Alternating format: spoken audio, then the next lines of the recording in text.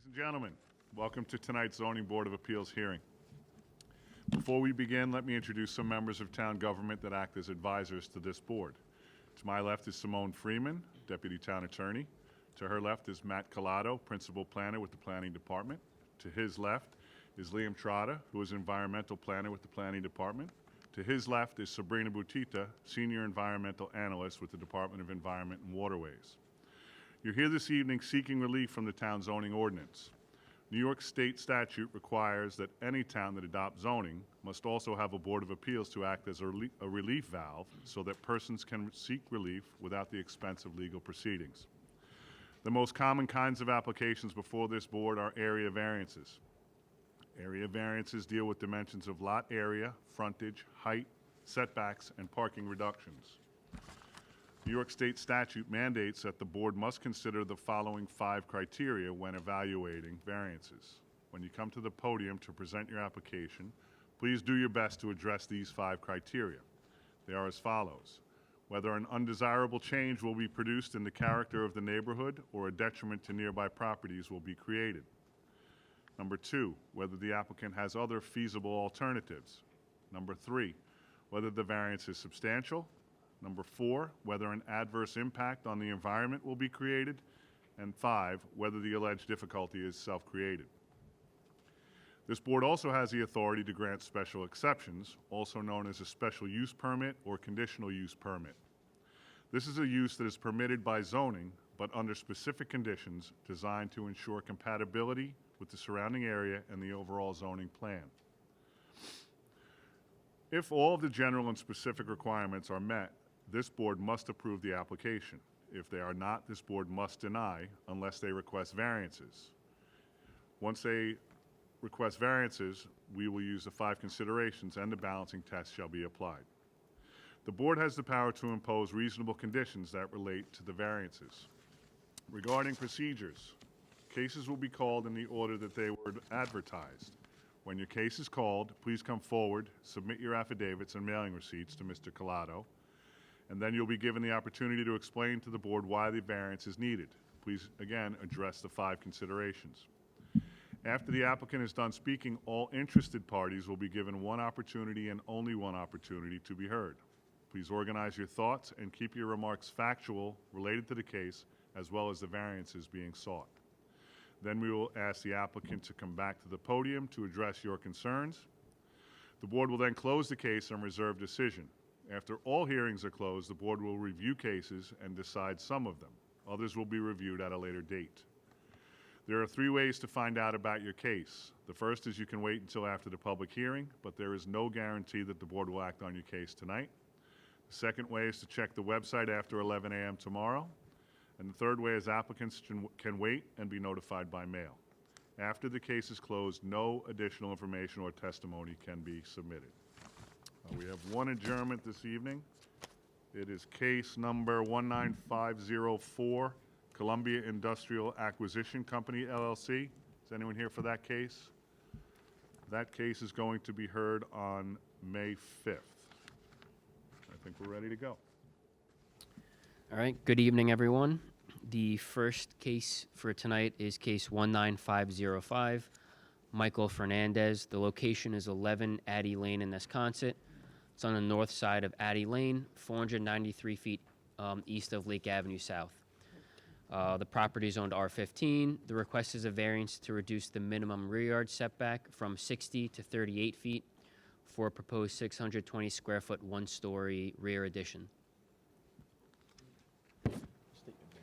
Good evening. My name is Michael Fernandez, and I live at 11 Addy Lane in Nesconset.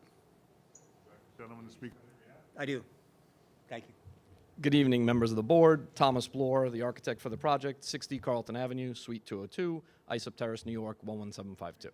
Last name. B as in boy, L-O-R-E. Thank you. So yes, the intent of this application is for some rear additions to an existing single-family residence surrounded by other single-family residential properties.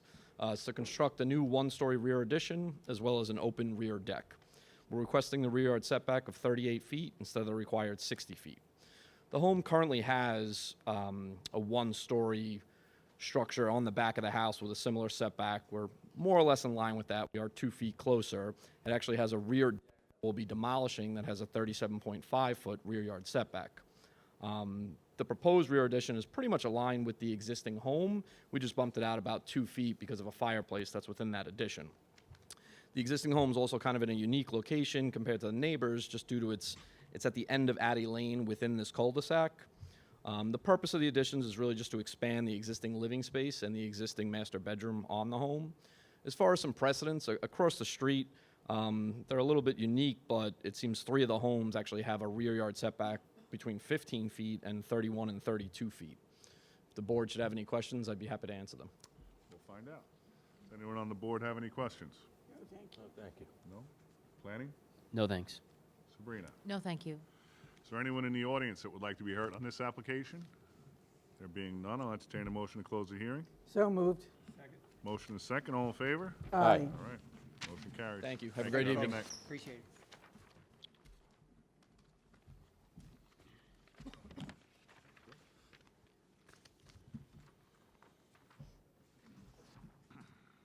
I can hear the speaker. The next case is case 19506, Luigi Aquino. Location is 10 Cliffwood Place in Kings Park. It's on the west side of Cliffwood Place, 379 feet north of Bristol Lane. Property is zoned R10. The request is a variance to increase the max permitted paved surface in the front yard from 25 to 39% for an existing asphalt driveway.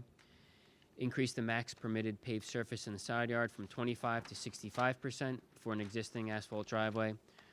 Reduce minimum rear yard setback from 2 feet to 1 foot for an existing 133 square foot shed. Good evening. Good evening, Michael Morbillo, architect and Spire Design Group with offices at 4964 Express Drive South, Ronkonkoma, New York. Last week I submitted a power of attorney form, which I think should be on record. The application, pardon me, I'm sorry. The application before you this evening is for pavement increases in the front yard and side yard.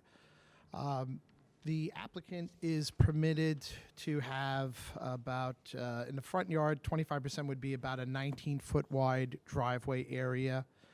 The present driveway area is about 28 and a half feet, which goes right up to the property line. We are cutting that back to 27 and a half feet so that it maintains at least a foot off of the property line. The applicant also has paved the area on the side of the house which is about, originally was about 13.8. It's being cut back to 12.8 feet, so they maintain at least 1 foot setback on the westerly property line. So basically, they've gone up to the back of the house.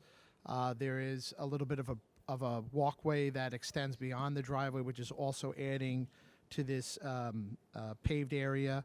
They're permitted in the side yard to have 135 square feet of paving area.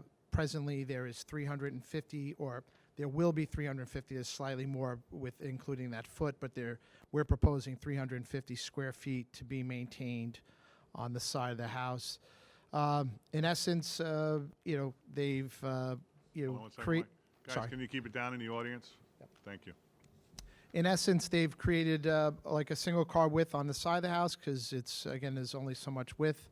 And then they've basically from about the area where the existing curb cut is now, they have like approximately like a 2-car wide or so paved cut and curb cut at front. So they're at that full width. So the total width proposed is 27.5.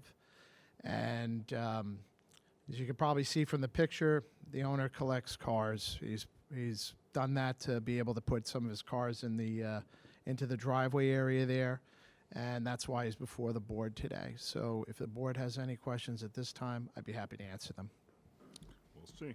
Anyone on the board have any questions? No? Planning?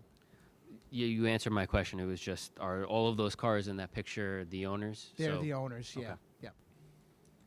Sabrina? No, thank you. Is there anyone in the audience that would like to be heard on this application?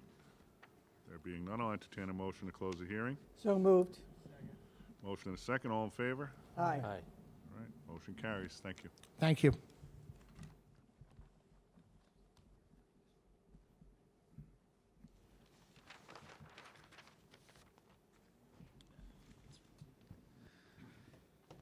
The next case is case 19507, Bola EM Realty LLC.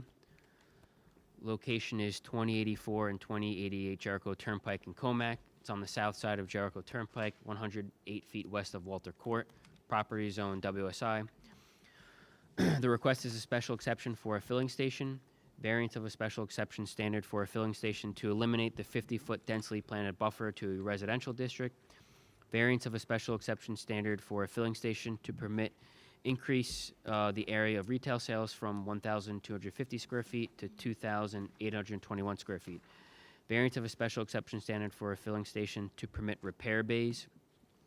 Variance to increase the max height of an accessory structure from 18 feet to 20 feet for a proposed 4,240.2 square foot canopy.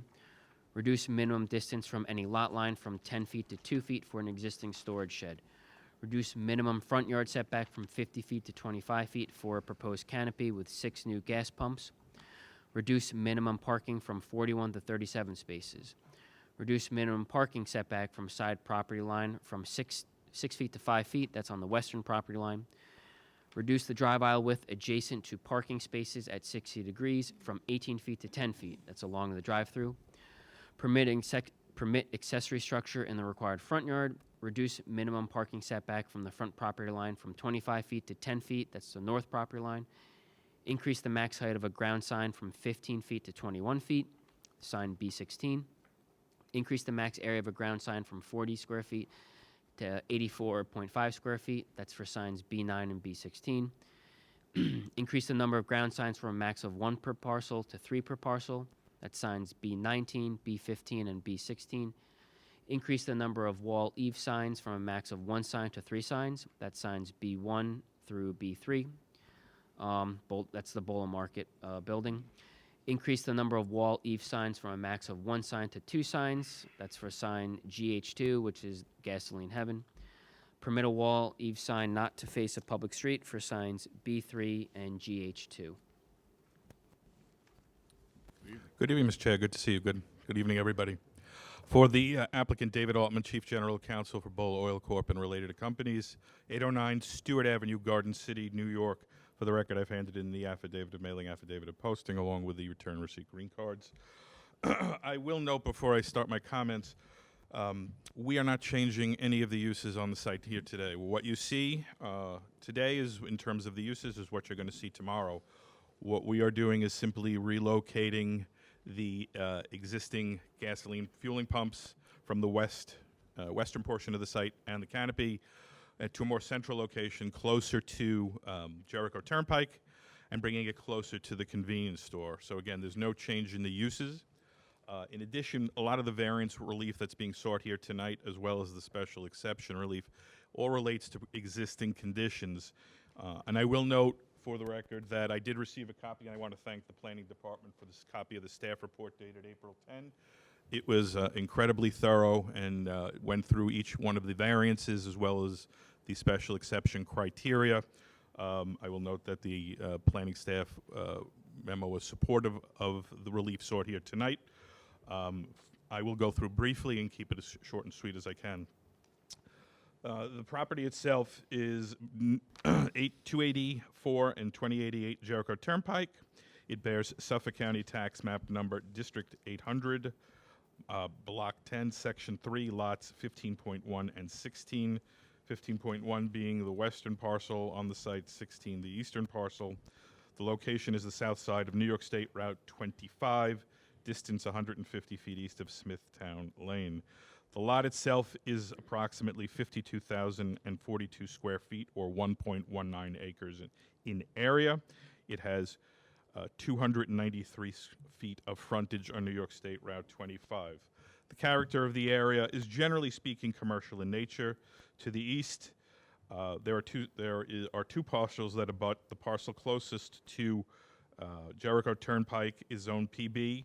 I believe that's currently used for the Teachers Association building, and then the parcel directly behind that is zoned R10 with a single-family home. To the east of that is Walter Court, two more single-family homes, and then further east of that, of course, we have the Jiffy Lube and Sherwin-Williams buildings. To the south is Azalea Court. Then there's a former school building, which is now occupied by the Children's Center for United Cerebral Palsy of Long Island. To the west is a law office, mixed-use property law office and used car dealership. West of that is the Spare Rib Restaurant, and then west of that at the corner is the Speedway gas station. And then, of course, on the north side, we have Jericho Turnpike and a number of mixed uses, all WSI zoned, similar to the subject site, including a Dunkin' Donuts, Branch Funeral Home, and Starbucks, Friendly's Restaurant, and the former Acres Nursery site. The existing property, the existing development, particularly Lot 15.1, since the site does consist of two tax parcels. Lot 15.1 was granted a C of O on December 14th of '83, C of O number 63957. That encompasses the existing auto repair garage, which is 3 bays, the existing fueling pumps, and the pump island canopy. Thereafter, on August 9th of '24, C of O number 110167 was granted for the existing convenience store use with drive-through around the rear of the building. That is for a 2,857 square foot convenience store, and I believe there is also a basement of approximately 1,960 square feet associated with that. Existing improvements include, as I mentioned, the existing repair garage building, which is located along the westerly lot line. That building is approximately 1,742 square feet with 3 repair bays, a 32 by 94 pump island canopy, which is currently situated towards the western side of the site and perpendicular to Jericho Turnpike. There is, of course, the 2,821 square foot convenience store situated on the eastern side of the property. There are 8 gasoline dispensers underneath the existing canopy, including 1 diesel dispenser. And given the way the pumps are situated, there are 12 fueling positions. Right now, there are 3 curb cuts on the property. There is a western curb cut, which is almost on top of the shared lot line to the property to the west. It's just set off approximately 2 feet. We will be closing that curb cut on the new plan. In fact, there's going to be a consolidation of turning movements, which will provide safer site access and better vehicle circulation. As you can see on the colored site plan, which is on the digital board in front of everybody, you can see the curb cut to the west has been slid westerly almost 40 feet, taking it away from the neighboring lot line. Certainly a preferred change in the site. The center curb cut, as you can see, is closed. There will be additional plantings along the site frontage. The eastern curb cut will remain. The fuel pumps and the pump island canopy will no longer be situated on the western half of the site. They will be, as I mentioned, relocated central to the property and closer to Jericho Turnpike. The new canopy will be approximately 37 by 114 and a half, or 4,236 square feet. The new canopy will be set back 25 feet, and there is a setback variance required, but I will note, and the planning staff report also notes, that the existing canopy is actually slightly closer to the road, so we are slightly ameliorating that condition. There will be 6 fuel pumps, 12 fueling positions, angled from the roadway, making for easier access to the pumps. Where the current pumps are parallel, these will provide much easier access for circulation for vehicles. As you can see, there is also additional parking which will be installed south of the new canopy and east on the western side of the existing convenience store building.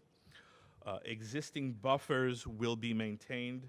There will be additional plantings as well, providing additional greenery to the space, but there is going to be no decrease in buffers, and those are existing conditions to remain. As noted in the call of tonight's hearing and in the staff report, many of the signs that are existing are proposed to remain, and we're simply here to legalize them tonight.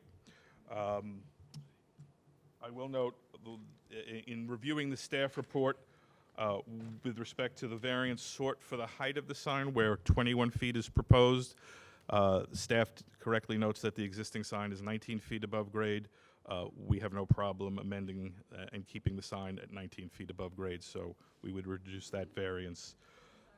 We would reduce that variance from 21 to 19, consistent with the existing ground sign. The site, the redevelopment itself, and I could go through each one if the board, each one of the variants if the board seeks, but given the number and given the staff report as well, I don't think it's necessary, and I would incorporate the staff report at this point into the record.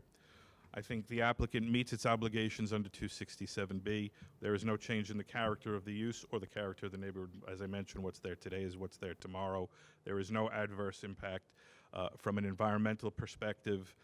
And the benefit here, as noted by in the staff report, cannot be achieved without the variance relief sought, in part because of the existing, the site dimensions as well as the existing repair bays and the location of the convenience store building. So on balance, the benefit to the applicant here does outweigh any potential detriment to the community at large, and frankly, I don't see any detriment.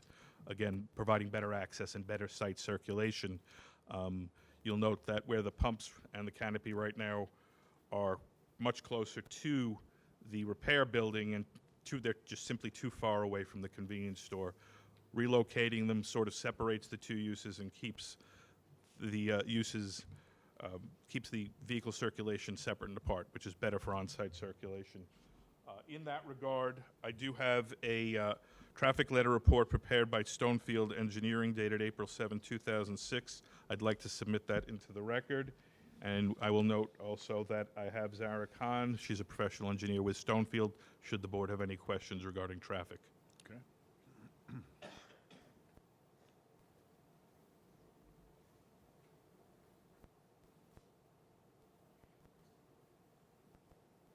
Give us some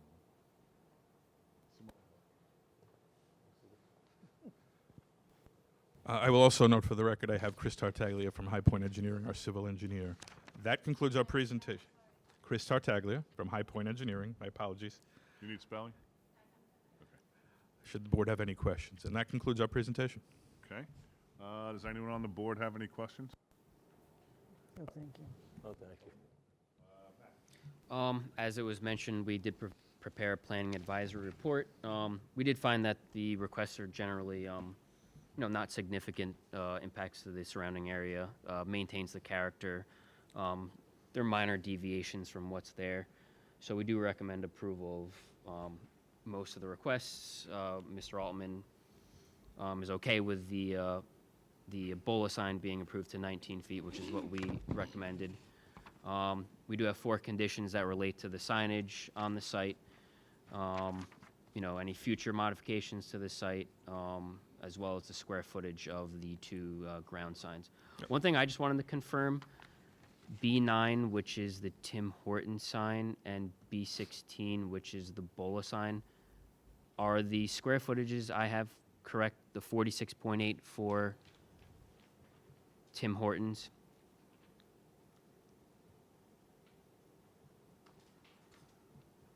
Sometimes these plans, like, the ground signs, not the wall signs. Oh, I'm sorry. Yeah. I just want to make sure my numbers are correct so we don't have to, come back and...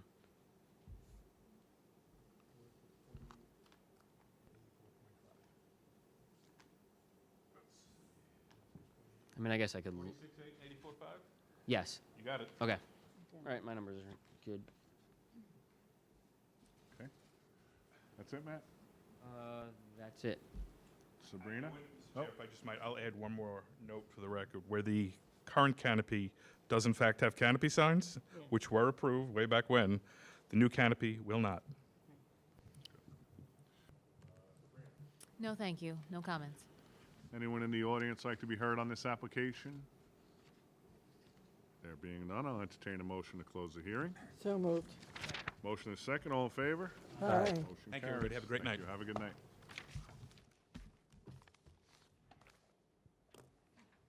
This goes- You got the traffic report over there, right?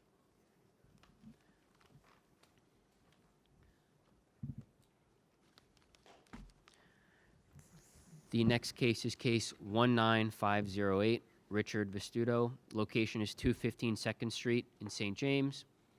Property is zoned up, it's on the north side of 2nd Street, 400 feet east of 4th Avenue.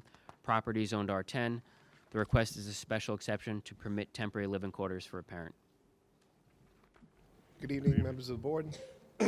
My name is Joseph Mancino. I work at Capo Design Build, 30 Lake Avenue South. louder. Sorry. My name is Joseph Mancino. I work at Capo Design Build at 30 Lake Avenue in Nesconset, New York. Can you just spell your last name for the record? Mancino. All right, and try and talk as loud as you can. Sure, yeah. See if I can get this gooseneck working here. You can yell, we won't get offended. All right, I'll yell. I'm representing Richard Vestudo. I have that power of attorney in place.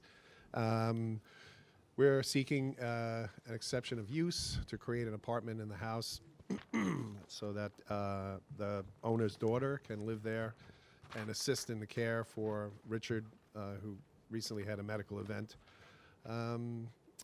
We feel that the design of the additions to the house to accommodate are within the character of the neighborhood. We don't see any adverse effects with any environmental issues. We're covered on parking. And I guess that's really about it. I don't know if anybody has any questions. This is one of those cases that is a special exception, so if you Correct. meet all the criteria, which according to the planning department you do, Yes. we don't have a choice. We have to approve it. So, Great. So, Matt, do you want to go through it or just make it part of the record? Yeah, make it part of the record. They complied with all the criteria. I will point out I did have a typo in my request for a loving quarters. It is in fact a living quarters. Okay. Thanks, Matt. It's a good one. Sabrina, do you have anything? No, thank you. Is there anyone in the audience that would like to be heard on this application? There being none, I'll entertain a motion to close the hearing. So moved. Motion is second, all in favor? Aye. Motion carries. Thank you. Thank you very much.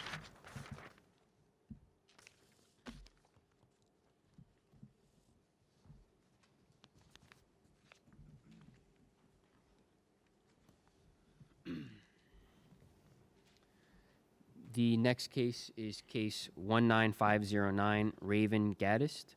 Location is 60 Veterans Memorial Highway in Comac. Properties on the south side of Veterans Memorial Highway, 505 feet east of Comac Road. Property is owned neighborhood business. The request is a variance to increase the max height of a wall sign from 15 feet to 18 feet for a proposed 33 square foot wall sign that's on the east side. Increase the max height of a wall sign from 15 feet to 18 feet for a proposed 26 square foot wall sign that's on the west. Increase the max height of a wall sign from 15 feet to 18 feet for a proposed 26 square foot wall sign that's on the south side. Increase the max height of a wall sign from 15 feet to 18 feet for a proposed 26 square foot wall sign that's on the north. Increase the number of wall signs from a max of 1 sign to 4 signs. That'll be on the west, south, and north side. Permit a wall sign not to face a public street, that's the east. Permit a wall sign not to face a public street, that'll be on the west. And permit a wall sign not to face a public street, the south. Good evening, Board. My name is Arlene Melly with Ultimate Signs and Designs Corp. at 80. Louder, a little louder. Arlene Melly, M-E-L-I, at Ultimate Signs and Designs Corp. at 86 Sewell Street in Hempstead, New York. Okay. Do we have or need a power of attorney? No, I have Wells Fargo with me. Oh, then we just need you first. Just name and address and spell your last name. Sure. George Macariello, Meccariello. I'm at 42 South Service Road, Melville, New York. Would you like her to speak on your behalf? Yes, please. Thank you. Thank you. We're proposing 4 signs around the building. It is a building situated in the middle of a shopping center, surrounded by other retail outlets, and we feel that it's aesthetically perfect for the building and the way the building is constructed. It's centered on the building all around. It makes it look uniform. It is, they are illuminated signs. And there are no ground signs, or we're not even on the multi-tenant sign, so there's no other signage that will be taking place on the building. So because of the way the building is constructed, the 21 feet, 19 feet above grade, as opposed to what is the proposed, is going to be aesthetically pleasing to the building. It'll make it look uniform and easy.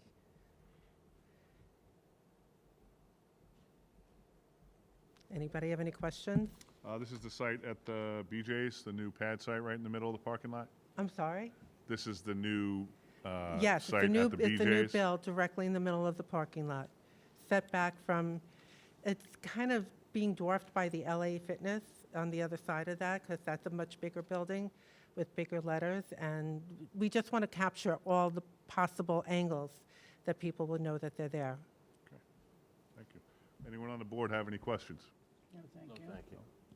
Planning. Are there any other like ground signs proposed to the site? Because No, there's having no- one on each side, it's a lot, but if we could reduce any like future signage, There- the well, impact's not as great. There's no other sign on the building other than what's being proposed. Are there any like in the parking lot area, like ground signs, just to reduce That the overall say sign? Wells Fargo parking only? yeah. I don't believe so. We're not, there's not. There's not. Thank you. Sabrina, No, thank you. is there anyone in the audience that would like to be heard on this application? There being none, I'll entertain a motion to close the hearing. So moved. Motion and a second, all in favor? Aye. Motion carries, case closed, thank you. Thank Have a you. good night.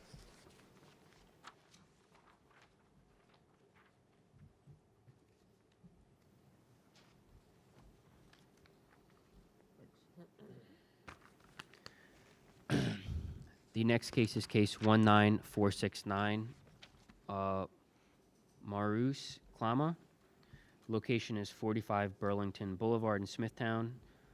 Location is on the east side of Burlington Boulevard, 450 feet south of Hawthorne Drive. Property is owned R10. The request is a variance to reduce the minimum distance from any lot line in the rear yard from 6 feet to 0 feet for an existing 416 square foot partially enclosed pool cabana. Good evening. Good evening. Larry Buscemi, Select Permits, 15 Vineyard Way, Mount Sinai, New York. Larry Buscemi, Buscemi, for Select Permits, 15 Vineyard Way, Mount Sinai, New York. And we have power of attorney?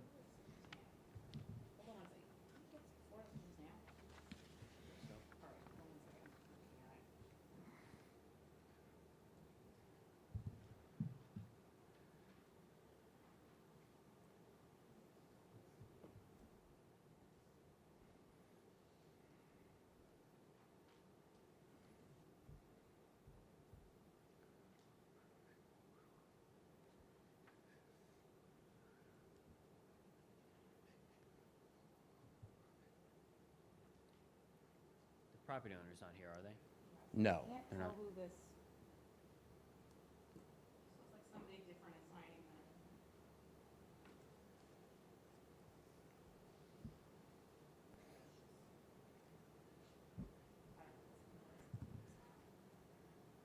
May I approach? Yeah, okay. Oh.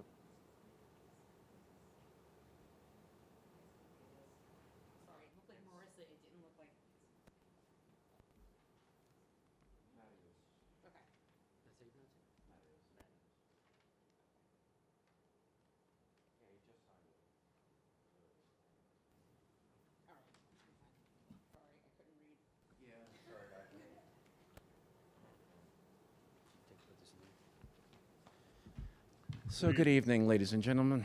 My name is Larry Buscemi. Nice and loud. Yeah, I know, this mic's a little low for me. This is an application for, not for a cabana, but just for putting on walls to an existing NCO'd cabana that has already received the variance prior. So the only thing we're here for is the 3 sides of the cabana have been given walls. Also, the call of this evening shows a 0 setback, but subsequent to the issuance of the denial, turns out we had a new survey done, and it's actually a 2.3 minimum rear yard setback. We provided the board with a new survey, and it shows, if you look at it, it shows 2.3 west of the easterly property line. Can I interrupt you one quick second? It looks like on the other corner, it's 1.4 to the eve. To the eave. Yeah, does the eave count, though? The actual Just to play structure, it it's safe, I think 2.3. so. Yeah, sometimes it's like allowed 18 inches or something like that, but usually it's for like a house. Is it for a cabana? I guess you could apply it to that, but I like to play it safe and All right, if we include could it. modify the call to, Yep. to reflect that. As far as the considerations to the board, it would not produce an impact on adjacent properties. If you have an aerial, you can see that actually the rear yard, there's a giant gulch, a wooded gulch between the back of this house and the neighbor's house. So it's really not by any means on top of their stuff. The cabana, as far as it's not substantial because the cabana itself already exists. If anything were to be substantial, it'd be the creation of this cabana, but that's already been approved and CO'd and everything else. It cannot be achieved by an alternate because the whole purpose of this was to give them privacy when they're sitting at their pool. And the only way to do that, of course, is to put the walls up. They have issues with one of the neighbors. And the variance would not cause an adverse impact on the environment. It's just walls. It doesn't create runoff and has no sewage or anything. The applicant did, it is self-imposed. The applicant did build the structure without a permit or permission from this board. If the board has any further questions. We'll find out. Anyone on the board have any questions? No, thank you. Planning? no thanks. Sabrina? No, thank you. Is there anyone in the audience that would like to be heard on this application? There being none, I'll entertain a motion to close the hearing. So moved. Motion Thank and you. a Have a great second. All in evening. favor? Aye. Carries. Have a good night.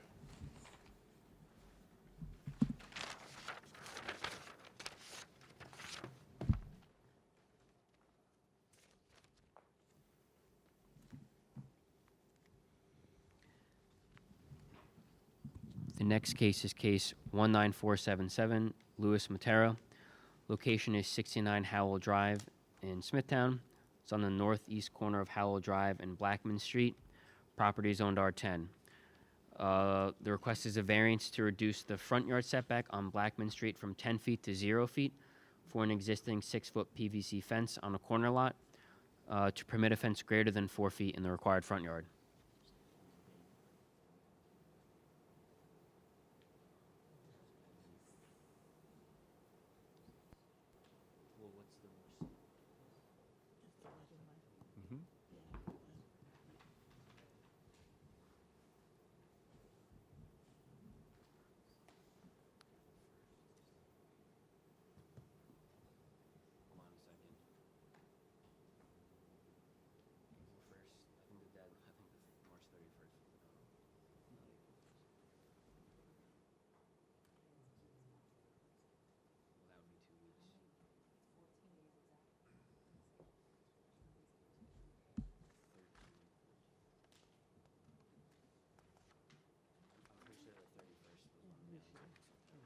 That's okay. I saw it already.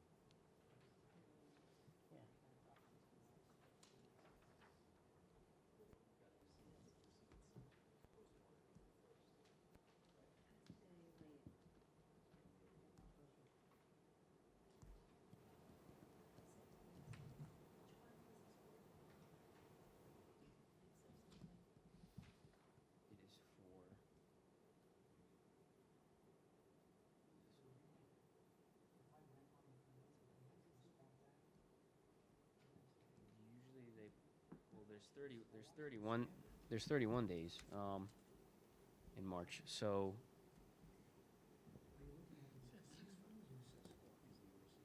that's No, it's a zero. usually It's a 6.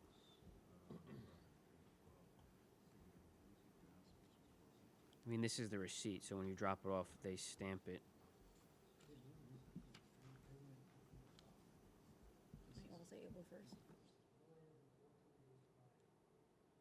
Which is the 31st, March 31st. I mean, I'm getting here, it was paid.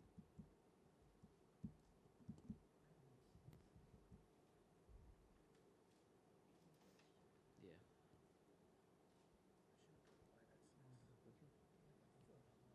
Okay, now you have two options. You can either adjourn it or you can proceed, and subject to the fact that you could be challenged for a notice issue. It's up to you. We do have a letter and objection, so it might be better to adjourn it. Is the person here? I don't know. I just know that there was a letter sent in, so it's better to Yeah. cross all your Ts and dot all your Is. You have to send mail, you have to send the mailings out again. You have to mail them again? Yeah. And that has to be 14 days before, So- so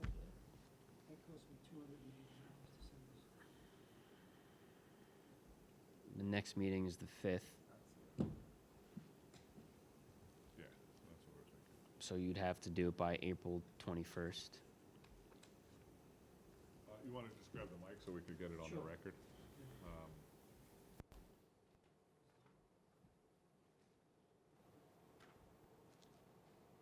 I think we go with whatever council recommends.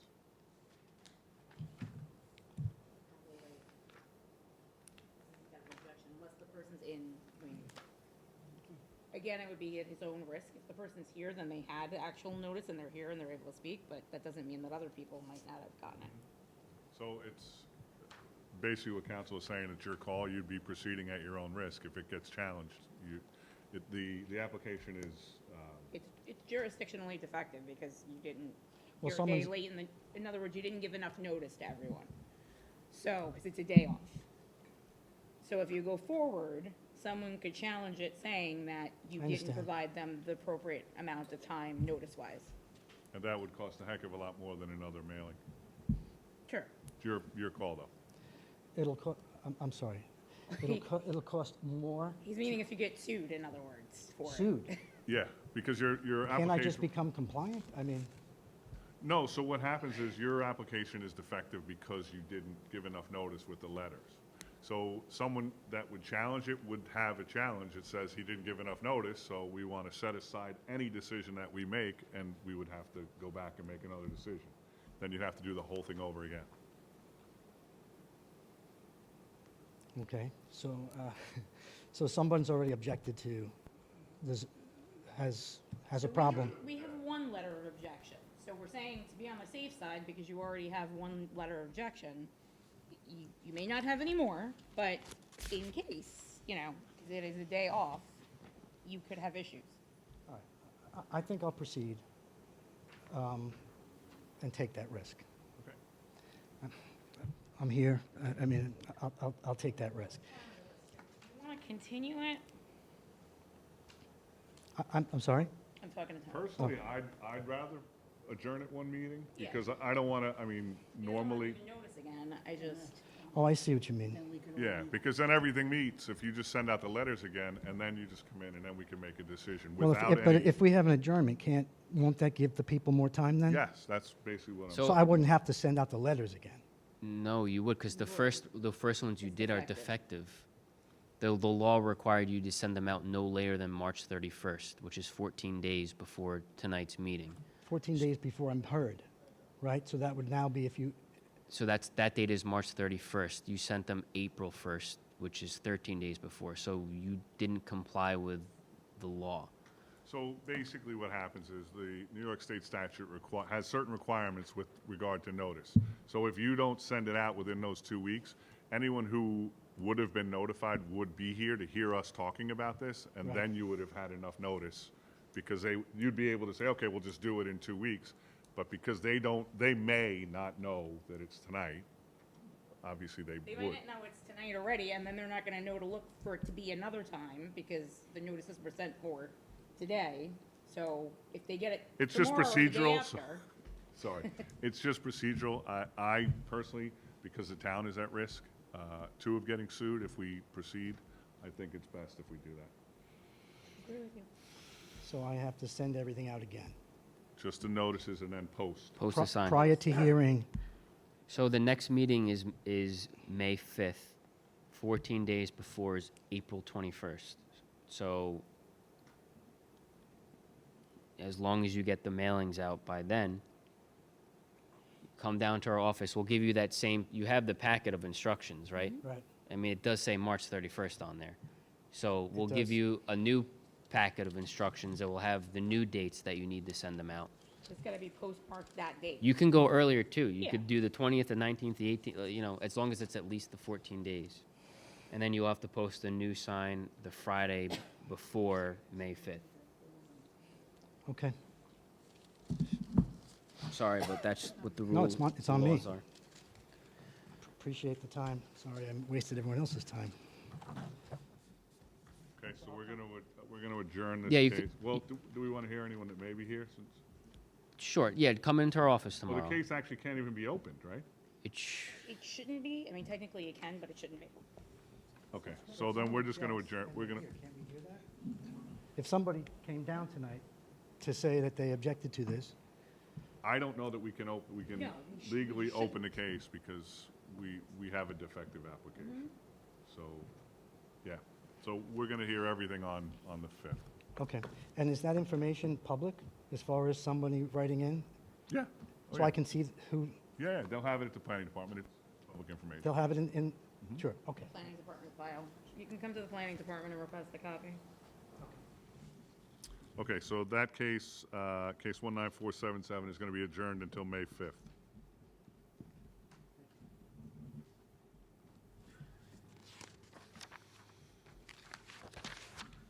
Is that drawing?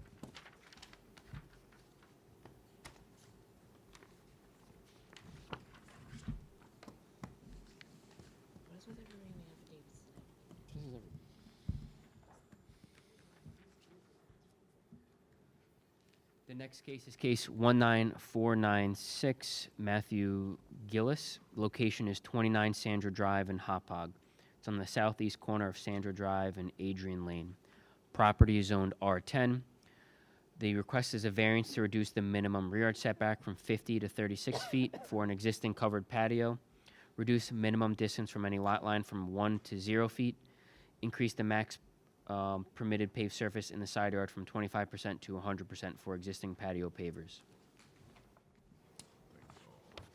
Good evening. Good evening. Matthew Gillis at 29 Sandra Drive. So like you just said, all that. So the pavers are in the picture is already done. So I'm just asking for the variance to go and the pavers are pitched towards the grass, so it has no effect on my neighbors.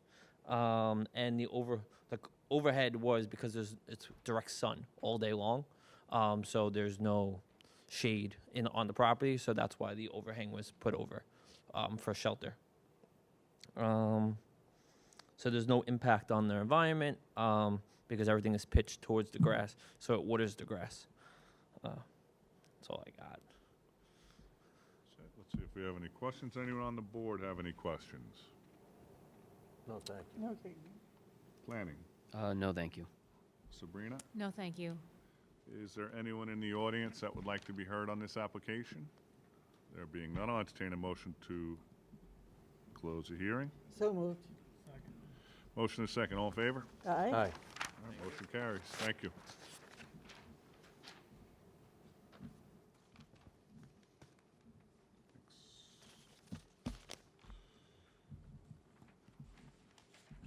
The next case is case 19497, Kit Fung Cheng.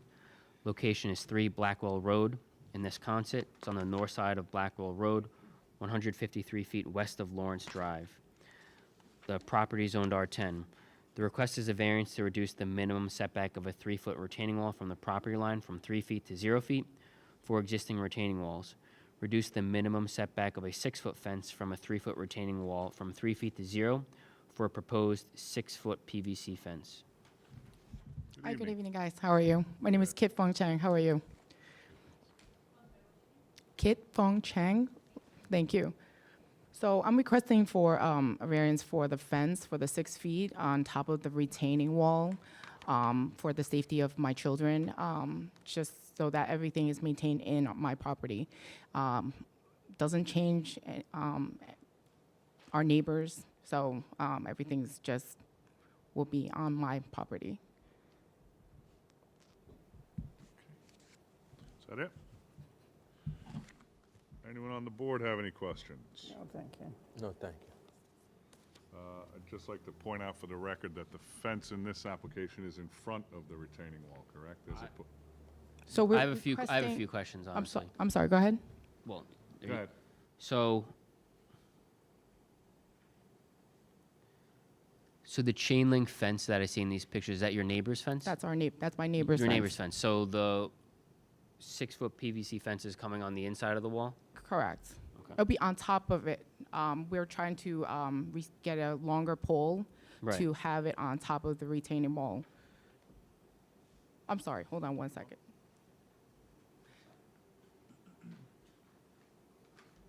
Just give us Hi, your name. everyone. Yeah, I just want to clear. Name and address. My name is Chen Deng Gao, Can you spell that? CHUNDENG, Gao, GAO, And address? 3 Broadwell Road. I just want to be clear that we try to put a fence between between the chain fence and the retaining wall, and going to be 6 feet on top of a retaining wall. Okay, so this new fence is going to be in between, so it's not on top of the wall. No, it's going to be in between. So it's going to effectively be 9 feet. It's going to be from the top of a retaining wall, going to be 6 feet up. Okay. So it is on the inside. It's not. Yeah, bet- The outside, but so it's 6 in, feet. it's in between the retaining wall and the chain link. Yeah, but we never probably 8 inch of a space. That's fine. So we Okay. can put a- That's what I thought when you filed. So it's not on top of the retaining wall. It's, No, it's in outside the retaining wall. So from But the it- retaining wall, so 6 feet from the retaining wall up. Okay. So on the screen, that's Yes. okay. Yeah, this is still within our property because we never I'm sorry. In between, still within our property. We never 8 to 10 inches property line, so we can put the fence up. Okay.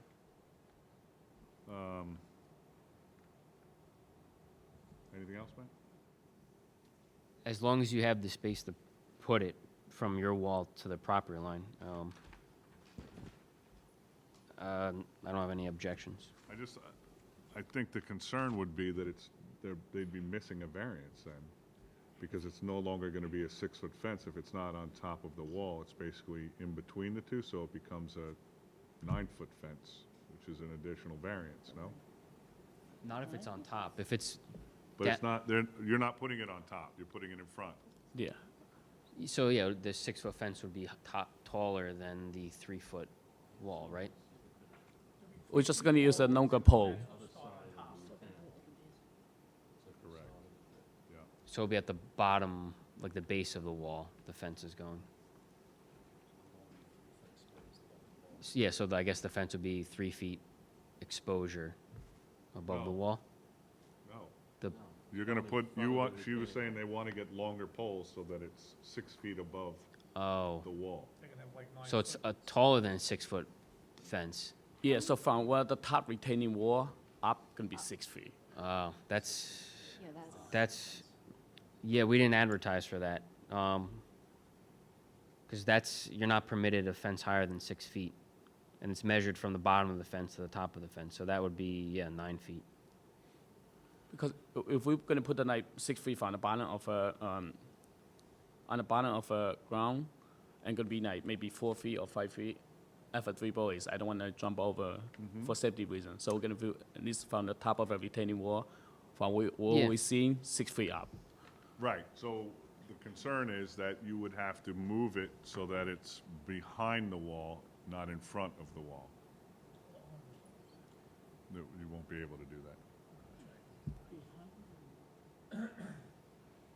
Yeah, because Smithtown doesn't, you would have to ask for an additional variance, because the fence is now 9 feet tall. If it's a 6-foot fence, if you put, I mean, it's semantics, but because it's in front of the wall, it becomes a 9-foot fence, as opposed to a 6-foot fence behind the wall. Okay. So if it's 6 feet behind the wall, what would it look like? It would be the same exact fence, it would just be on your side of the wall as opposed to in front of the wall. Okay. But even though behind the wall, still in our property, Yeah. still that's. Yeah. So. I'm sorry, can you tell it? It's okay. How would that look like? So If most of our applications that come, when you're at, and the way this one is written, I think. Right. You build the wall, and then you put the fence on top of the wall. And that's the application. It sounds like what you're explaining is you have the wall, but you want the fence on the outside of the wall. So we can't approve that because it doesn't say that. So what we can approve would be what it asks for in this. The inside of Put it in front, it will look the same if you put it behind, you just Okay. Nothing. Then people would just see the wall instead of see the non-pole. Correct. I think it accomplishes what you want to do. It's just you'd lose about 8 inches of, Space. yeah. Okay. Okay. So you're putting the fence on top of the wall. That's what the call of the meeting says, correct?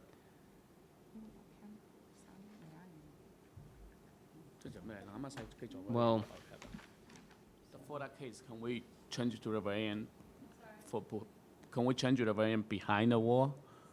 To do behind the wall? This is the reason that we try to do, to apply for the variant, behind the wall, up.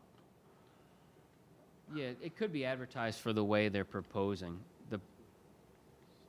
It's still set back 0 feet from the fence is still required to be set back the height of the wall. I know it's going the opposite direction, but it could read that way. Well, If you're putting it And I'm now, okay with that too, but wouldn't it need to say increase the height of a fence? to that's if 9 he's feet? putting, that's if he's putting it on the top. I think their proposal was to put it at the bottom of the wall. But he said that if they do that, it will be too low, that his Yeah, they want a children would 9-foot jump fence. over The 9-foot fence is news to me. Yeah. That's definitely not advertised for a 9-foot PVC fence. It's advertised for a 6-foot PVC fence. So for tonight, it's basically a 4-foot fence on top of the wall? Or actually wouldn't even be that, because that would be 7. I think we need to re-advertise. I need to know what's exactly being Are they saying proposed. now they're okay with doing the other option? I don't think so. You don't, I mean, you could, how high do you want the fence to be? I want a above the fence wall? to be 6 feet. So it's Above just the wall? up on top of a retainer. So basically, above of a wall is 6 feet. yeah, So I was intentionally to do like, that's why we never like 8 inch of a space so we can put the poles and then put the fence, basically on top of a wall, 6 feet. Would that work? So, Yeah, that's not, then this is not right. then you would have to get a variance to increase the height of the fence. correct. This is what we. So what we can do is, if you want to come to the planning department tomorrow, they will explain to you, because you would have to go back to building to get a new denial, and then come back. Yeah, I'm still confused on exactly what the proposal is. They want a 6-foot fence in front of the wall, Right. but to start at the height of the wall. Yeah, that you definitely have to re-advertise. Yeah. So you're approving a 9-foot fence. Or not. I, In other words, it's gonna be 3-foot high poles, and then it's gonna go on top of that? Yeah. Okay. So what I would do is, personally, it's highly unlikely that the board would approve a 9-foot fence in front, because it would tower over the other one. But I believe the requirement for having a pool is a 4-foot fence on top of that wall. Correct? I think you're better off having the fence on the top of the retaining wall, set back a little bit. But either way, they would have to re-advertise. Right? If they, How about we do this? How about we give you another date, and you can go to the planning department and work out exactly what it is that you want, so that it says exactly that on here, and then we could hear it. They don't have enough time for the next meeting, right? Because they have to get a denial. I'm gonna try to get something done. So if you can go to the planning department tomorrow, we'll try to get you on for the next meeting. Worst case, it would be the second meeting, and then we can actually do. Otherwise, the only thing we can approve right now is a 6-foot fence on the ground in front of the wall. Yeah. So still gonna be 6 feet. No, it would be 3 feet above your wall. 6 feet measured from the bottom of the fence. What about if I try to like do inside the My property line. inside the retaining wall? I can do 6. You It can ha- try. If you set it back, yes. If you want it right up to the fence, you have to come back to this board. Yes, if you're putting the fence right up on top of the wall, you need a variance. Which But are they not. can explain all, either way, from what it sounds, what you want, we can't approve tonight. So if you go to the planning department tomorrow, you can work with them and just tweak this a little bit so that it says what we need to have so that you can get what you want. Okay. I don't know. What does our variance say tonight? Does it say So right now, you're asking for a 6-foot PVC fence. Reduce the minimum setback of a 6-foot fence from a 3-foot retaining wall from 3 feet to 0 feet for a proposed PVC fence? Because I think you had wanted to put it in front of the wall. Yeah. What happens, though, is when you put it on top of the wall, it goes to 9 feet, so that's another thing you have to ask for. That we can't approve it unless you ask for it, and everyone has to be notified. Okay. I would suggest, just based on previous cases that have come before this board, maybe drop it to 5 feet or 4 feet on top, above the wall, because it's going to be very high, and this board typically does not approve it right on top of the wall. You could try, but I would suggest, What happens if I do a fence inside the retaining wall? Can I do 6 feet? Because the wall is like, yes, but it would need to be set back 6 feet from the wall, right? To meet code, you could do it without ever coming to us, but it has to be 6 feet inside the wall. So, like I said, you're better off going and talk to them tomorrow, because then you can explain exactly Yeah, what you want. well, we'll I look at think the. they know what you want. We'll look at what the options are and what the code says, and go from there. I know it's confusing, but if you leave tonight, you're not going to get what you want. Okay. Because when we were coming to this variance, that's what we thought we were. Yeah. Okay, maybe there's a little misunderstanding. I think Okay. they misunderstood that you wanted a 6-foot fence, but nobody said you wanted it. Yeah, Up in the air. I've never seen any that proposed before, but Okay. So now- we'll adjourn it,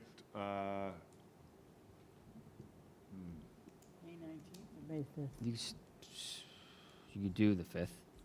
we'll shoot for the 5th. If we have to, if you can't get to the building department and get all your stuff mailed out in time, then we'll switch it. So we're going to shoot for May 5th right now. okay, so I'm going to building man saying like doing a wall behind. Just, they'll be at the planning department, they'll know. Okay. Yeah. And if they take tomorrow off, you can go to their house and talk to them. All right, thank you so much for your time. Thank you. Sorry, guys. So that's going to be adjourned to May 5th. Was anyone here to speak on behalf of, on that application? Okay.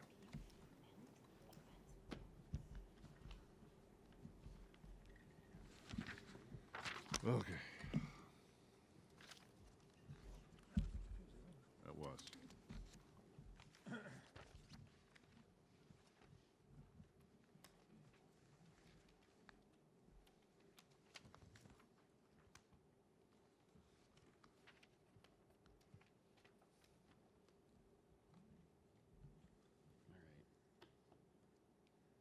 Is that it, or we got one more? We got one more. Last one. The next case is case 19501, Alexander Ketsis. Location is 32 Noack Lane in Smithtown. It's on the northwest corner of Noack Lane and Bradley Court. Property is zoned R10. The request is a variance to reduce the front yard setback from lot line on Bradley Court from 10 feet to 0 for an existing 6-foot vinyl fence. Reduce front yard setback from 40 feet to 3 feet for an existing 100 square foot vinyl shed. Permit an accessory structure in the required front yard on Bradley Court. Permit a fence greater than 4 feet in the required front yard. Good evening. Good evening. My name is Alexander Ketsis. I live at 32 Noack Lane in Smithtown. Just a little louder if you could. She's having a tough time hearing. Alexander Ketsis. I live at 32 Noack Lane in Smithtown. Is that good? Much better. Okay. So my variance application is for an existing fence, as it was mentioned. The purpose of the fence was to increase the play area for my son. I don't think it does any undesirable change to the neighborhood. I did a quick drive around today within a 2-block radius, and there were 7 other locations with fences pushed out as far as mine. 5 of which were 6-foot fences. The other 2 were 4-foot. If you're facing the front of the house, so there was a complaint, I guess, that started this whole thing. The fence was done a little over 2 years ago. If you're facing the front of the house, that fence all the way to the left, that front left corner to the curb is 22 feet. The complaint said that there was like a visual obstruction or a line of sight issue. There's more than enough feet over there when you're coming to the corner. Like there's there's not enough, I guess, in the photos. You can't see it. Maybe in the overhead of, like, the site map, you might be able to see it. 22 feet off the curb. And then it actually goes out further than that. That's just from that front corner of the fence. And like I said, there's other houses in the neighborhood with that.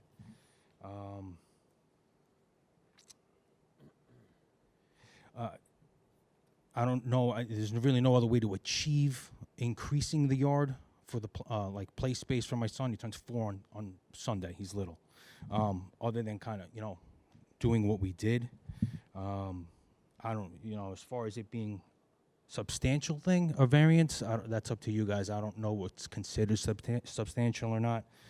And the environmental was done, and I was told that it passed and it was fine. I don't know if you guys have any questions. And the shed, obviously, like I said, he's going to be 4 on Sunday. He's got a ton of toys. I have to put the stuff somewhere. I don't know if you guys have questions. Okay, find out. Anyone on the board have any questions? Thank you. Planning. I mean, is there any option to shift this shed a little bit further away to screen it, to provide some sort of screening from the road? Because right now, I don't think you could put any plantings between that and the fence. I'm not understanding what you mean by screening it. Because it's a visual impact. That's kind of what a front yard setback is. Okay. So if you move it back a little bit, maybe 5 or 6 feet off the fence, you would have room to put like arborvitaes or something like that. That's an option. I mean, maybe shift the fence back a little bit to also provide screening. It's kind of typical of what the board has done in the past. Those are just some of my comments. I think on the survey, it looked like it was, I mean, I'll leave it up to the, it looked pretty close, like it's, oh no, it looks like it follows the lot line. Okay, I wasn't sure if it was encroaching into the right-of-way, but it doesn't look like it is. Yeah, so see, as I was saying before, the property line actually jets out further to the left, right? That the big curve. So that corner of the fence to the curb itself is 22 feet, but the line of sight is more than that. I mean, there's trees on that corner. I'm not gonna lie. I could remove the trees if that's an issue. It's probably like about 10. Usually the right of way is about 10 feet from curb to property line. The fence is right up against it at one point, and then it might be 20 feet at the corner. I wouldn't remove the trees if it's a street tree.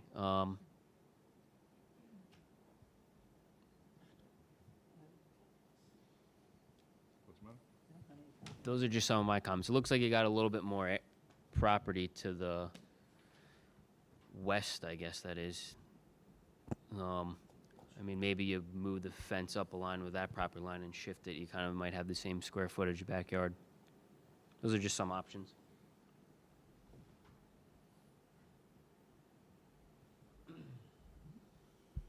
All right, Sabrina, you have anything? No, thank you. Anyone in the audience like to be heard? Yeah. Come on up. Can I approach? Sure. Give 2 pictures?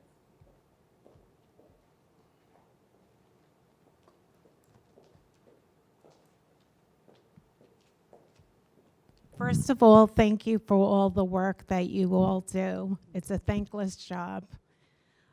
Good evening, Chairperson and members of the board. My name is Pasqua Spinelli, and I strongly oppose Please just spell it for us. P as in Paul, ASQUA, Spinelli, SPINELLI. I strongly oppose the variances for 32 Norwick Lane, the gentleman that just came up. I live right next door. I'm the homeowner for 3 Bradley Court, Smithtown. These are not minor requests. They are substantial after-the-fact deviations from the zoning code, including a 0-foot setback, and you have all the variances listed. These are significant departures, not minimal relief. As I understand, the board must weigh whether the benefit to the applicant outweighs the detriment to the neighborhood and my family. In this case, the detriment is clear.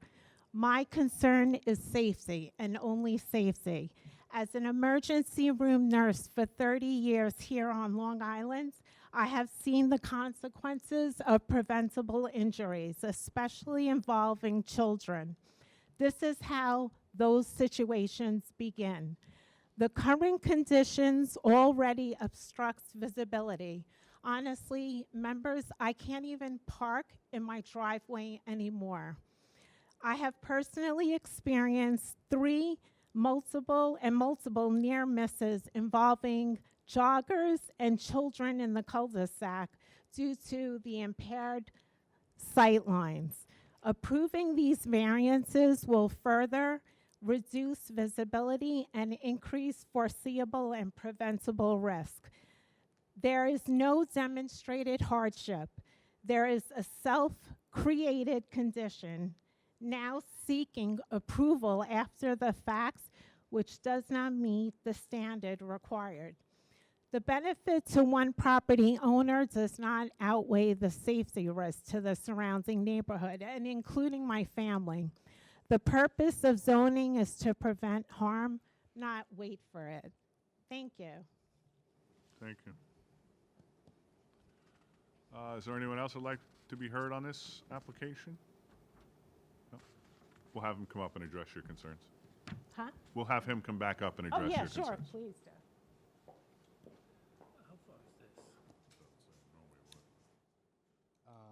So, addressing her concerns when, sure. Addressing her concerns are self-created by her. The near misses that she talks about as far as children's is my son, because it's my son that plays in the cul-de-sac, and she'll be coming from making a left into the cul-de-sac at a high rate of speed. there's no need. Kind of stick to the, don't worry about this. Ma'am, please don't speak from the audience.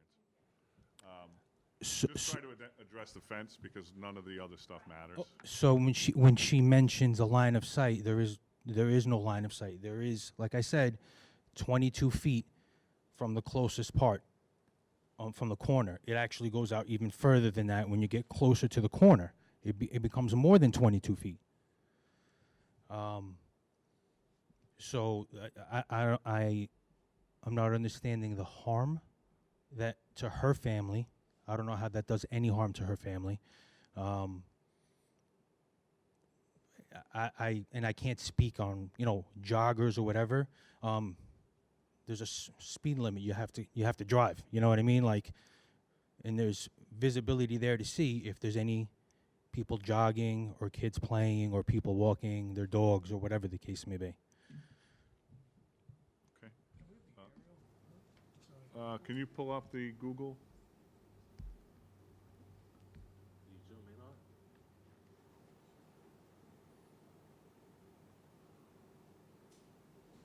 As you can see, there's nothing from that fence that would keep her from parking in front of her house, like she mentioned. We're just trying to figure out, we're not worried about parking, we're trying to figure out. One of the things this board does is when there's a zero lot line, we try to mitigate that impact because it's not supposed to be zero. It's supposed to be, I think, because you have two front yards, I think you're allowed 20 feet or 10 feet on one, right? 10 feet from the property line. From the property line. So one of the things we try to do is make it so that we can mitigate that impact. One way is by setting it back and putting trees in front of it so you don't notice the fence. Sometimes we try to give you relief in one side yard because we understand having two front yards makes it difficult for you to have this, enjoy your property the way someone in a middle lot would. Sure. But again, we have to try and find what the minimum variance necessary is to achieve your objectives and weigh that against the impact, which obviously when it's zero, there is an impact because it's right on the property line, which is not, we don't, it's rare, but we do it in certain instances. I don't know how this one will go, I'm only one person, but I do notice that your rear, if your goal is to achieve a larger backyard for your kids to play, I think you've given up quite a bit by putting that fence off of the property line along that back run. You can see in your survey here that it doesn't give me a distance, but based on the size of other things in the yard, I'd say it's 6 or 7 feet that you're missing. We didn't want to have any issues as far as property lines or anything like that. But that being said, there are alternatives, which is one of the things that we look at, that you could accomplish your objective. I mean, obviously, nobody wants you to force you to move the fence, but in a perfect world, you waited to put the fence up until we said you could put the fence up. So, Yeah, that's my, I don't want to say, I wasn't educated, I guess, because like I said, there are other houses in the neighborhood with that. Ground here where you can get what would be great for you and your family, and then not impact other people in the community as well. So, obviously, we as a board deliberate. I'm only one person, so I don't know how it would go. But I think we have enough information to work on it. Okay. All right. So I'll take. Anyone else have any questions or comments? I just want to know this distance, but we don't have that. Just louder. So. I would like to know this distance, but we just don't have it from the fence to the property. This is a survey, so you could scale that, and we could get that info for the next meeting? Yeah, so, okay. All right, and the fence is there, so we'll probably not make a decision tonight. We'll probably have them measure it. Maybe we'll take a ride out and take a look at it and see. Okay. All right, appreciate it. All right, thank you. I need a motion to close. So moved. Second. Motion is second, all in favor? Aye. All right, motion carries, case closed. And I believe that's the last case, or we have one more? No, that was the last one. All right, on to decisions. Case 19504, Columbia Industrial Acquisition Company, LLC, is adjourned to May 5th. Case 19505, Michael Fernandez. On case 19505, I'll make a motion to approve the application as presented. Second. Motion and a second, all in favor? Aye. Motion carries 5-0. Case 19506, Luigi Aquino. On case 19506, I'll make a motion to approve the application as presented. Second. Motion is second. All in favor? I vote against that one. Oh. Okay, so we have four. That's ridiculous. Okay. Cars and the amount of paving you want. Okay. Yeah, you got to speak up. Yeah, I vote no on that one, because I just think it's excessive. Okay. And there's a large number of cars there already, and I wouldn't want to live next to that. Fair. Anyone else? All right, so I think we have a motion and a second.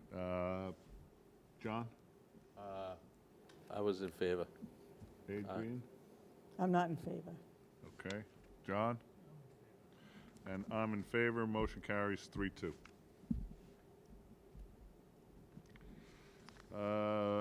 Case 19507, Bola EM Realty LLC. We need a secra.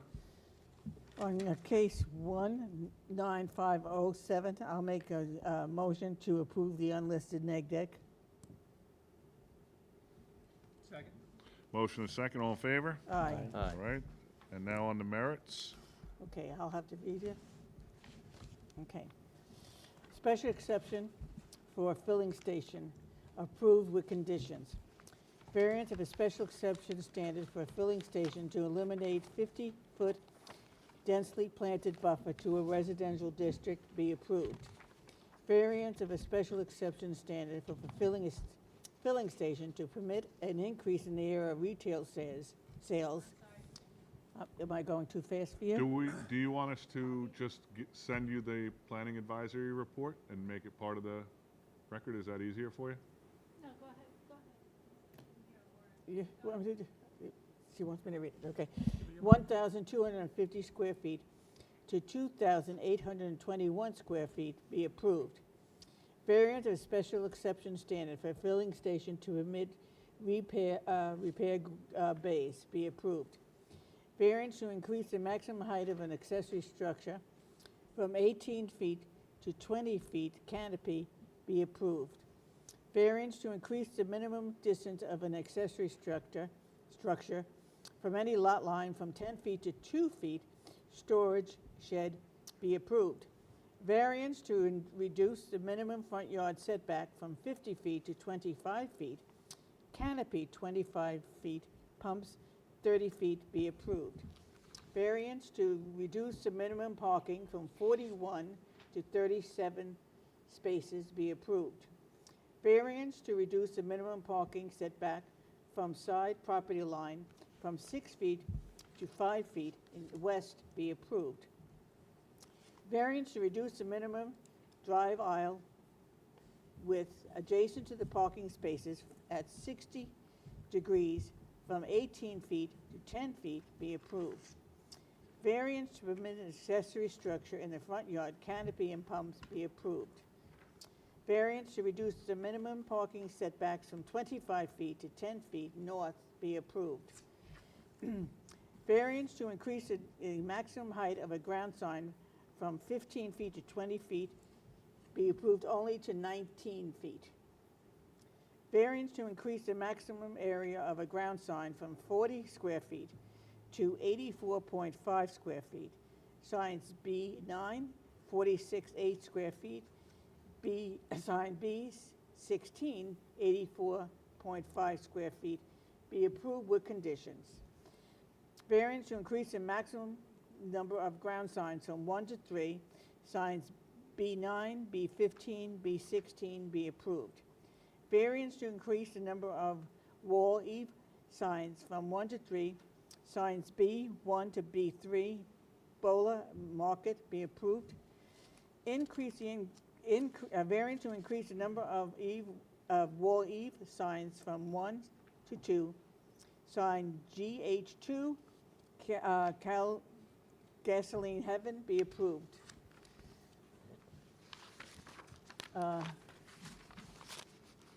Permit a wall eave sign not to face a public street. Signs B, GH2 be approved with the conditions. The filling station canopy shall not contain any signage consistent with the site plan and the elevation submitted with the application. Number 2, the ground sign identified as B6 shall not exceed 19 feet in height, consistent with the previously granted relief under BZA case number 1-17009. Number 3, sign B9 is approved to 46.8 square feet. Sign B16 is approved to 84.5 square feet. Number 4, the site shall contain to operate a filling station with accessory convenience store and repair garage. Any expansion of use or new accessory uses shall require prior approval from the Board of Zoning Appeals. Okay, we have a motion Second. and a second. All in favor? Aye. Aye. Motion carries 5-0. Nice job. Oh, yeah. All right, now on case 19508, Richard Vestuto. I think we have comments from One loving comment. Loving. Sorry, You've I had been to. waiting the whole time. Our seeker is based upon our understanding that there are no additional bedrooms being added to the existing 4-bedroom single-family dwelling. Otherwise, an increase in the number of bedrooms may require health department approval. Actually, Darlene came up with that joke, and I stole it. Nice. Way to work that one together. Okay. On case 19508, I'll make a motion to approve the application as presented. I lovingly second it. Motion and a second. All in favor? Aye. Motion carries 5-0.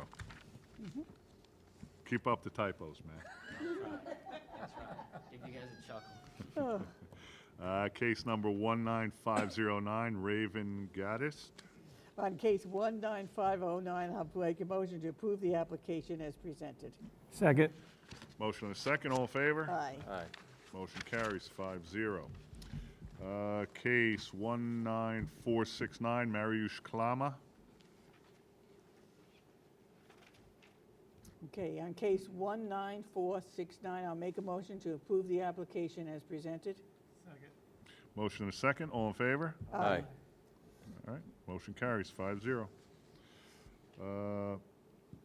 Case 19477, Louis Matera is adjourned to May 5th. Case 19496, Matthew Gillis. On case 19496, I'll make a motion to approve the application as presented. Second. Motion and a second. All in favor? Aye. Aye. All right, motion carries 5-0. Case 19497, Kit Fong Cheng is adjourned to May 5th. And case 19501, you guys want to discuss a little bit? Yeah. I think it probably would be in the best interest of everyone concerned that we go take a look at it. Okay. If you could maybe scale that to see if it No, is with land. comparable, like if Yeah, how much square if we footage they set could it back, say 3 or 4 feet enough to put some landscape plantings in there, if they can make up at least some of the square footage in the back. And what is the town code on those sheds? They're not supposed to be in a front yard? Right. So He technically just it's has a in front large, yard. he has a large front yard because It's he has 2 front yards. the one and then it loop, it's a cul-de-sac setback, so he's got 2 front yards. Gotcha. The only problem I have is you set the fence back, and then you add shrubs. And it's a site problem. And it's a site Yeah, problem. I thought that too, if the neighbor has site I issues. have that problem all the time. Right. When she said that, I thought the same thing, that Yeah. it might defeat The purpose. her concern. I mean, yeah. unless you want to put very, very low plants or something, but you're defeating the whole thing. Yeah, but on a corner property, you can put all the plants you want. There's no law, there's no thing to that. If you Yeah, there's plant the green there's the plants- there's the corner clearance triangle, which I'd have to measure to see if he's encroaching. If he's encroaching into it, sorry. I don't know if there's any rules about like blocking somebody's driveway from backing Well, out. maybe if we kind of poll the board a little bit and see where everyone's leaning. I mean, I'm leaning towards setting it back some, 3 or 4 feet, so that it, you know, because it is kind of tight on that, right up to the right-of-way there. Right. That's Yeah. just me. But would you put plantings in front of it?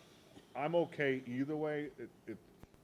Historically, the board has put plantings, not so much about the line of sight, but to kind of hide the fence so that it looks a little more natural. Yeah, but then would We you, can't stop it, put those bushes in front. If we want it anyway.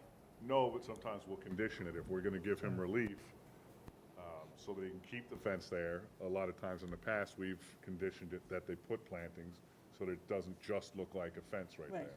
I mean, I like to go look at this from the area, when you look at it, it looks like there's, her driveway's on the other side. Other so she side, has yeah. Easy access to get out.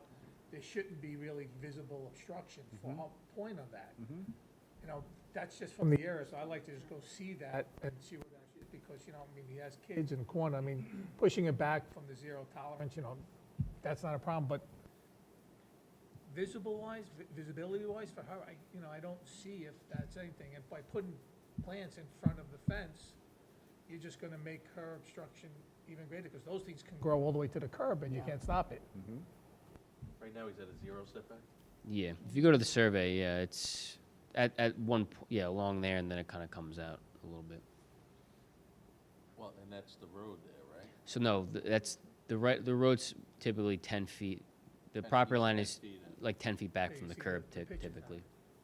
So if you go to the picture, yeah, you could see that from the curb. That's probably about 10 feet to the fence. And there's the driveway. yeah, her driveway is, If her driveway's over there, I don't know Well, one of the why things it's hard to to back look in. at when you go there is kind of, look at the character of the neighborhood. If that's the only house I mean, with a technically, fence. that's a town tree? Yes. Yeah. So you sometimes drive through a neighborhood and see that there's literally no fences in the front yards, and then you have one, you know, that's kind of a strike against it. It's not in the character of the neighborhood. And maybe look at it and go through the 5 criteria while you're sitting there and say, is it self-created? Is there, does he have alternatives? Is it self-created? I mean, just those first 3 off the bat are kind of leaning towards, It is. It is self-created. so, let's look at it, and, you know, if you can come up with some, you know, numbers so that we can look at what we're looking at for the next meeting, and then we'll make a decision. Yep. Fair enough? So there's a safety measurement, you're saying? On corner lots, yeah, there's like a dimension where anything I think above like 2 or 3 feet is supposed to be clear. right. We call it's like a triangle. Like you measure the distance going one way on the street and going this way on the street, and then you connect the 2 lines. It's supposed to be clear, but I don't think he's. It's an odd corner lot. It's not like your typical rectangular corner lot. It's like you make the left and you're in the cul-de-sac. It's not like, Like I have a 4-foot, but then I planted skip laurels all along that are like 10 feet tall now. Yeah. But Right. it's not way near the corner, but it's still the backyard, 'cause I have 2 fronts. All right. Moving onward. We have some stuff on the back we can clean up. All right, so first one's 19314, Vincent Lotito. That was from May 20th of last year. Yeah, I didn't have a problem with this.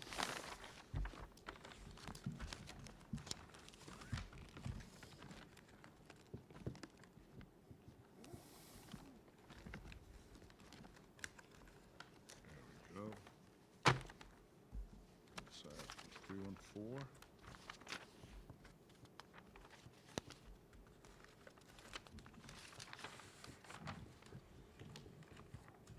We were just waiting on secret. And it was a special exception with no variance request, right? Right, So, go ahead, Adrian. okay. Just one thing. It was Anthony Campisi. Yeah, Campo. Oh, okay, yeah. So it was, John was here, Everyone both else. Johns? Everyone else is here. Okay. Okay. On case 19314, I'll make a motion to approve the application as presented. Second. Motion and a second, all in favor? Aye. aye. All right, motion carries 4-0. All right, case 19410, Constantino Realty. Same thing. in terms of voting. Also need secret. That was Yeah. 1021. We do need a secret. Hold on. I didn't Let's have pull that up. Yeah, That was so 1021. What- they did revise it Yeah, pursuant to a plan we received November 7th, 2025. They set back that pad building. They were looking for 20 feet. They set it back to 30 feet off Crooked Hill Road. So they're okay with that if the board's okay with that. And we recommend, the plans generally comply with the revised plans. so do I have to change this, the Crooked Hill Road and North? Yes, from 50 to 30. To 50 to 30? And then they reconfigured the parking, so did that net them out any more, or? I don't believe it changed the parking. I had down minus Right. Okay, that's all I have to change. Yeah, I think, and my notes said the same thing. The only thing we had asked them for was to give us that 30-foot setback. Right. Okay. Okay, on case 19410, I'll make a motion to approve the unlisted neg deck. We need a second. Second. Motion and second, all in favor? Aye. All right, motion on the secret carries 4-0. Okay. Now on the merits? Okay, on the merits, on case 19410, variance reduce the minimum front yard setback on Crooked Hill Road and North Surrey Road from 50 feet to 30 feet for proposed 4,950 square foot, one-story commercial building. Reduce the minimum parking from 3,282 to 2,193 spaces for a proposed 26,990 square foot first floor addition to an existing commercial building and proposed 4,950 square feet, one-story commercial building, increase the maximum height of a wall sign from 15 feet to 27 feet for a proposed 270 square foot illuminated wall sign, 257. 257, okay. Second. Motion and a second on the merits, all in favor? Aye. Aye. All right, motion partially approved, 4-0. 4-0? Yes. All right, now we've got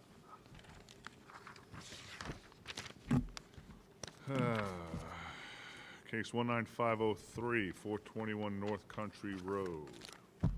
This is from March, and we were all here for this one.